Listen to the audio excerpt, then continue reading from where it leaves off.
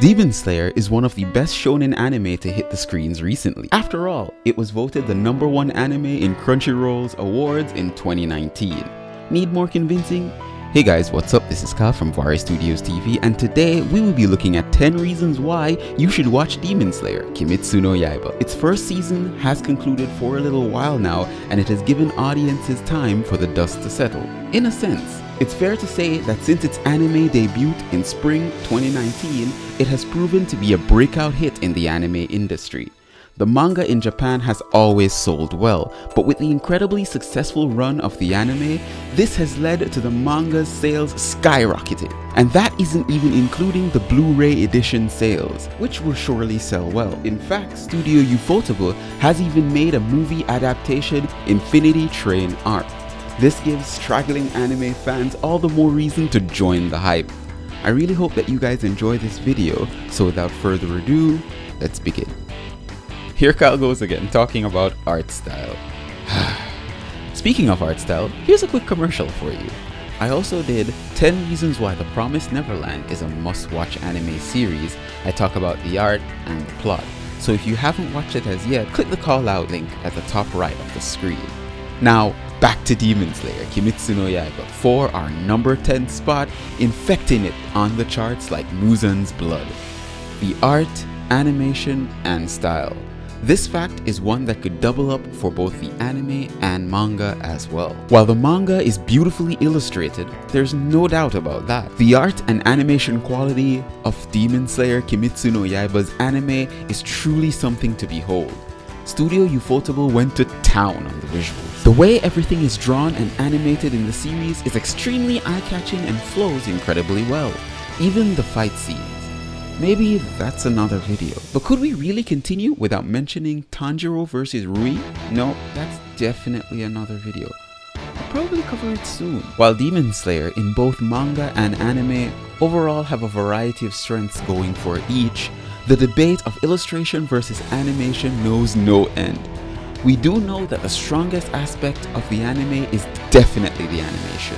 Every single fight scene is an absolute visual spectacle. The music boosts the composition even more to a godlike proportion. You can't say that you weren't put on the edge of your seat due to this. You can tell that a lot of thought was placed into the anime. Penciling in at number 9, the character designs. Well, technically it's as a result of the art and animation, but nevertheless, it is still a great selling point. The way the characters are designed and animated is incredibly vivid. Even the side characters stand out and make you wanna see more of them. The main cast, from Tanjiro and Nezuko to Inosuke and Zenitsu, are all designed to be standout characters. This is especially so with the Hashiras. When you look at these guys, you were thinking that they were taken from the busty bosom of a supersized Tsunade goddess. Each of their designs are more than memorable, colorful, and play a large part of their being and personality. But I won't dive super deep into this. You'd have to catch the anime and read the manga for yourself. This might be the guardian spirit of this land, so we shouldn't be attacking it carelessly. At number 8, Demon Slayer has great diversity in the main cast of the series. Let's face it, whether it be TV, film, or books, a good, well-rounded cast of interesting main characters are essential to drive the story's overall plot, and plenty of good characters to kill off instead of our main protagonist, the Flying Thunder God. Wait, hold on, is that another anime? It's our best boy, Zenitsu. Thankfully, Demon Slayer Kimetsu no Yaiba has plenty of that in spades. It's practically impossible for you to go through the main cast of characters and not pick out one that you love. Can you guess who's my favorite? You have, first and foremost, your likable shonen protagonist in Tanjiro Kamado, who exhibits qualities that make the genre work so well. He's dedicated, compassionate, and driven to be stronger just for the sake of his sister. Then of course, in a rush but impressively strong, Inosuke. And the cowardly but secretly super strong Zenitsu. And then Nezuko, the demon, unlike any other, a true best girl and waifu. And again, that's just the main cast. Speaking of waifu, coming in at number 7 is the relationships between characters. Another strong point about the Demon Slayer Kimetsu no Yaiba series is the way characters develop relationships with each other. This is also a result of incredibly strong world building, and the relationships that develop between each character, especially the main cast, definitely deserves its own entry. The most obvious example of this relationship is between Tanjiro Kamado and his sister Nezuko. Did we say that she was the best girl? Because she is the best girl. They have such a strong dynamic, only built stronger by the devastation of having their entire family slaughtered and Nezuko's turned into a demon. Another standout relationship is one between Tanjiro and his master, Urokodaki. The two bond heavily during their time training together in the mountains. Tanjiro also forms a bond with Inosuke and the best boy Zenitsu. They all seem to develop feelings for each other, and that's not to be taken out of context. So us the viewers, we aren't just thrown into their world. Everything is built up upon, step by step, and we feel so captivated by this. At our number 6 spot, the hints at future character development. While Demon Slayer Kimetsu no Yaiba has so far for the anime had 26 episodes spent on character development. Wait, nobody move, best boy Zenitsu is about to get some character development. Alright, it's not only him, but a whole bunch of interesting characters, like the Hashiras, Tanjiro, Inosuke, and Nezuko. Heck, even Muzan may very well have an interesting backstory, and future developments are in the air. Us anime fans can't wait to see it lit up on the big screen. I know though, my eyes will be on the real hero of the story. These other fools, they're just stuck in Zenitsu's story, like Tanjiro. It's kinda sad actually. Are they vampires or demons? Well, maybe because in this side of the world there isn't a clear definition of what they are, but nevertheless, this is what makes our number 5 spot. The villains and their lore. For me, this is one of my favorite aspects of Demon Slayer. I'm the guy who roots for the bad guys to win. I know, it's awesome! But like an incredible video game, only one villain really stands in their way. He alone has the power to create bosses, and he grants the ability for others to create sub-bosses as well. Take Rui for example. He only got the ability to create other demons because the Demon King of Pop allowed him to. Now, the way Demon Slayer phrases its villains, it doesn't see them as simply mindless eating machines. They all have a past, they all have backstories, they all have regrets, and they all have reasons why they continue pushing. But like Rui, who is the mini child vampire demon boss who can slash you to pieces, every single demon has their own story. If you look carefully throughout the anime, you can see every last one. Even Muzan, the Demon King of Pop himself, has a past which is quite interesting, and it was only shown in the manga so far. But we won't spoil it as yet. We'll give you some time to catch up on the manga, and then after you're complete, come right back and watch some more Demon Slayer content.